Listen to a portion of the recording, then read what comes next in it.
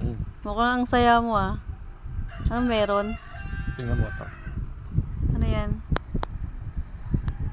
Kita ko yan sa TikTok. 2 weeks lang yan.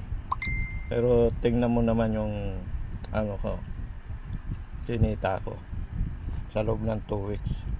Affiliate lang yan. O, di ba? Ang galing ah. Pwede ko nang i-withdraw ulit yan. Withdraw mo na. Ayan. Kinita natin sa TikTok, no? 2 weeks lang po yun, mga kakosa. Ang laki na ng kinita. Kaya, kailangan magsipag. Yung mga post ko dyan sa TikTok, hindi pa yan hindi pa ako masipag dyan mag-post. Talagang ano lang, natsatsambahan na kailangan nila yung binibenta ko.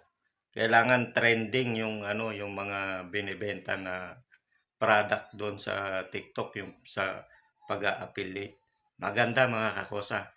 Busy pa lang kasi ako ngayon eh. Pag medyo maluwag na, ayan, sisipagan ko na mag-post dyan sa black app na yan para medyo lumaki yung kita dyan.